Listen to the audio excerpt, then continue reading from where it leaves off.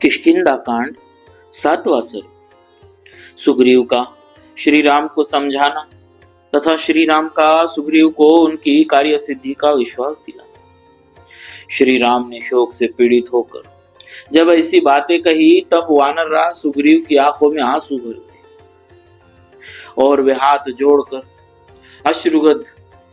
अश्रुगद कंठ से इस प्रकार बोले, प्रभु, नीच कुल में उत्पन्न हुए उस पापात्मा राक्षस का गुप्त निवास स्थान कहाँ है?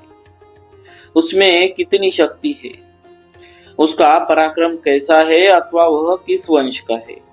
इन सब बातों को मैं सर्वथा नहीं जानता, परंतु आपके सामने सच्ची प्रतिज्ञा करके कहता हूँ कि मैं ऐसा यत्न करूंगा कि जिससे मिथिलेश कुमारी सीता आपको मिल जाए। इसीलिए शत्रुदमन वीर, आप शोक का त्याग करें।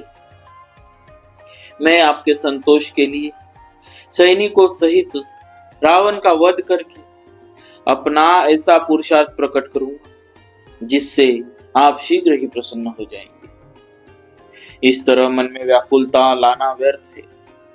आपके हृदय में स्वाभाविक रूप से जो धैर्य है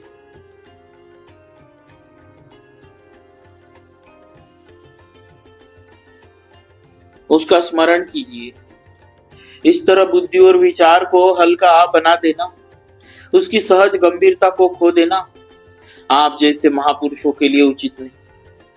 मुझे भी पत्नी के विरह का महान कष्ट प्राप्त हुआ, परंतु मैं इस तरह शोक नहीं करता और न धैर्य को ही छोड़ता हूँ।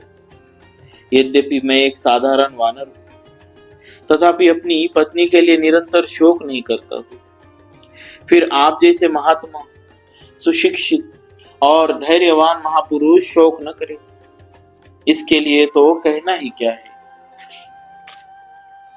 आपको चाहिए कि धैर्य धारण करके इन गिरते हुए आंसुओं को रोके, सात्विक पुरुषों की मर्यादा और धैर्य का परित्याग न करें। आत्मीय जनों के वियोग आदि से होने वाले शोक में, आर्थिक संकट में अथवा प्राणांतकारी भय उपस्थित होने पर जो अपनी बुद्धि से दुख निवारण के उपाय का विचार करते हुए धैर्य धारण करता है, वह कष्ट नहीं भोगता। जो मूढ़ मानव सदा घबराहट में ही पड़ा रहता है, वह पानी में भार से दबी हुई नौका के समान शोक में विवश होकर डूब जाता है। मैं हाथ जोड़कर कहता हूँ, मैं हाथ जोड़ता हूँ, प्रेम पूर्वक अनुरोध करता हूँ कि आप प्रसन्न हो, पुरुषार्थ का आश्रय ले, शोक को अपने ऊपर प्रभाव डालने का अवसर न दे। जो शोक का अनुसरण करते हैं उन्हें सुख नहीं मिलता और उनका तेज भी क्षीण हो जाता है। अतः आप शोक न करें। राजेंद्र, शोक से आक्रांत हुए मनुष्य के जीवन में उसके प्राणों की रक्षा में भी संशय उपस्थित हो जाता है। इसीलिए आप शोक का त्याग कर दें और केवल धैर्य का आश्रय लें। मैं मित्रता के नाते हित की सलाह देता हूँ, आपको उपदेश नहीं दे रहा हूँ।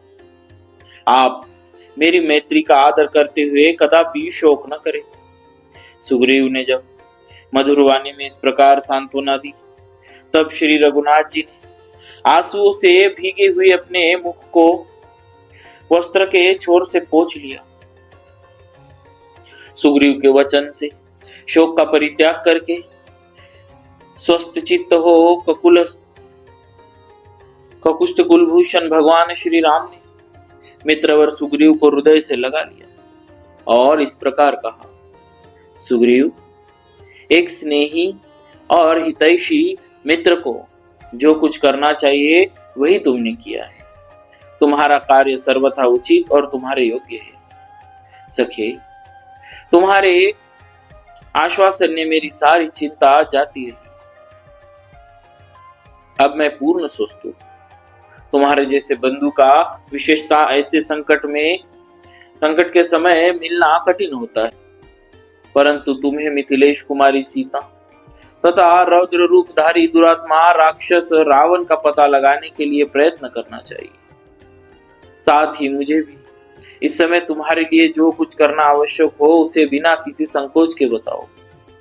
जैसे वर्षा काल में अच्छे खेत में बोया हुआ बीज अवश्य फल देता है, उसी प्रकार तुम्हारा सारा मनोरथ सफल होगा। वानर श्रेष्ठ, मैंने जो अभिमान पूर्वक यह वाली के वध आदि करने की बात कही, इसे तुम ठीक ही समझो।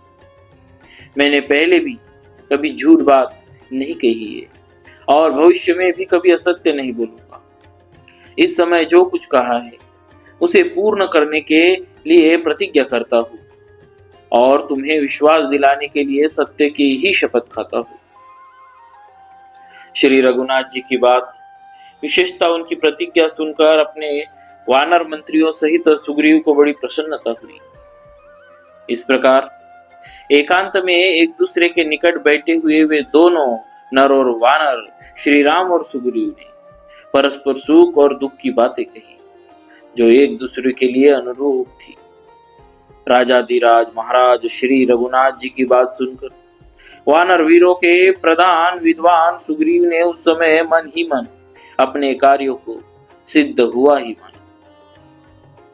इस प्रकार श्री वाल्मीकि निर्मित आर्ष रामायण आदि काव्य के किष्किंधा कांड में 7वां सर्ग पूरा हुआ। बोलिए श्री सीताराम जी महाराज की जय। भक्तवत्सल भगवान की जय।